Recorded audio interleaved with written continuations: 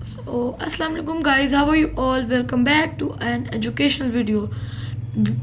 Yesterday's video was denied because I was having some throat issues and I didn't got time though. So today the I have my channel is hitted 1000 subscribers. It was impossible without your support. Thank you for 1000 subscribers. The celebration of 1000 subscribers will come soon. So now today's topic is kinds of nouns. Lesson number 2. This is a lesson number 2. Nouns are one of the fundamental building blocks of language, representing people, places, things, ideas, or concepts. They can be categorized in various ways based on their function, meaning, and form. From journal-like terms like dog or city, common nouns, to specific names like Paris or Alistine, proper nouns. Nouns help us identify and communicate about the world around us. Understanding the different types of nouns, such as countable, uncountable, abstract, or collective nouns, enhances our ability to use language more effectively and accurately in both speech and writing. Right now, I'm talking about just nouns, and now I'll tell you detailed by types, types by types. Common nouns. Common nouns are the most basic type of noun. They refer to general things, people, or places rather than specific instances or name. These nouns do not name a particular item, place, or person, but instead represent a category or class of objects. Common nouns are usually written in lowercase unless they appear at the beginning of a sentence. They are opposite of proper nouns, which are specific names. For example, the word dog refers to any dog in general, while city could refer to any city without specifying which one. These were common nouns. Now I'll tell you about their opposite, proper nouns. Proper nouns. Proper nouns are names of specific places, organizations, or things. Unlike common nouns, proper nouns are always begin with a capital letter, and they refer to particular entity, making them unique. Proper nouns help to distinguish one specific item from others in the same category. For instance, Paris is a specific city, while city is a general term for all cities. Proper nouns are important because they give identity to the subject. They represent whatever, whether it's a person, name, or the title of a book or film. Now I'll go on to concrete nouns. Concrete nouns are those that represent physical objects or things that can be perceived by one or more of the five senses: sight, touch, taste, hearing, and smell.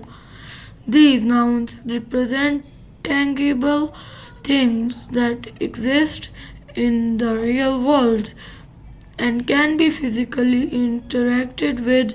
For example, apple is something you can touch and taste, while dog refers to an animal you can see and pet. Concrete nouns are opposed to abstract nouns, which represent ideas or concepts that cannot be physically touched. Examples: apple, car, building, music, and phone. Now I'll move on to abstract nouns. Abstract nouns, unlike concrete nouns, represent ideas, emotions, qualities, or states that cannot be physically perceived or touched. These nouns are intangible and exist only as concepts in the mind. Abstract nouns play an important role in expressing feelings, thoughts, and abstract concepts. For example, the word love refers to an emotion that cannot be seen or touched, while freedom refers to a state of being. These nouns are often deal with philosophical or emotional subjects. Examples: love, freedom, happiness, courage, justice, truth. Now I'll move on to countable nouns. Countable nouns are nouns that refer to things that can be counted. They can take both singular and plural forms and are typically used with numbers or quantifiers like some or many. Countable nouns refer to things that are individual, discrete, and measurable, meaning you can count how many of them there are. For example, you can count books, chairs, or apples because each of these items is a separate entity in construct. Uncountable nouns represent things that cannot be counted as individual units. Examples: cat, cats, books, child, children, pens, cars. Now I'll move on the opposite of countable nouns, uncountable nouns. Uncountable nouns refer to things that cannot be counted individually. These nouns usually represent substances, abstract concepts, or collective categories that are seen as a whole. Unlike uncountable nouns do not have a plural form and are not used with numbers directly. When talking about uncountable nouns, we typically use measurements or quantifiers such as cup of water or a piece of information. Examples: uncountable nouns include substances like water and sugar, as well as abstract ideas like advice and happiness. Examples: water, sugar, air, information, advice, and rice. Now I'll move on to next possessive nouns. Possessive nouns show ownership or possession, indicating that something belongs someone or something. They are formed by adding apostrophe and s to a noun, or just an apostrophe with if the noun is plural. Possessive nouns help clarify relationships or ownership between objects, people, or concepts. For instance, Sarah's book indicates that the book belongs to Sarah. Possessive nouns are often used to convey possession in both literal and figurative ways. Examples: John's book, the dog's collar, Mary's house, the teacher's desk. Now I'll move on to next.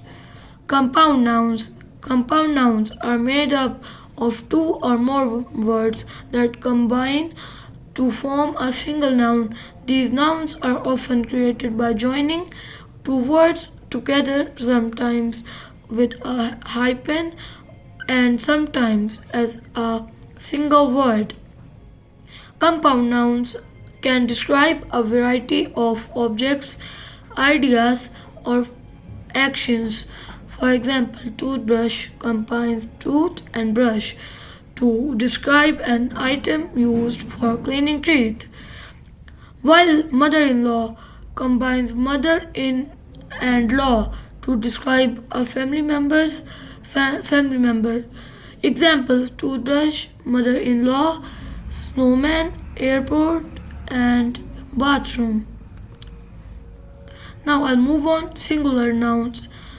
Singular nouns refer to just one person or thing or concept. They represent individual instances of a noun and are used when referring to a single entity. In construct, plural nouns refer to more than one instance or unit of the same noun. Singular nouns are the default form of a noun when speaking about one object, individual, or idea. They can also be used to refer to a general thing or concept without satisfying a quantity. Specific specifying a quantity. Sorry. Thank you for watching. This is for it. This is all. Like, comment, subscribe, share, and don't forget to press the bell icon. And very thank you for 1K subscribers. I can see your support. I hope this support will be forever. I'll meet you in another video. Okay, Allah Hafiz.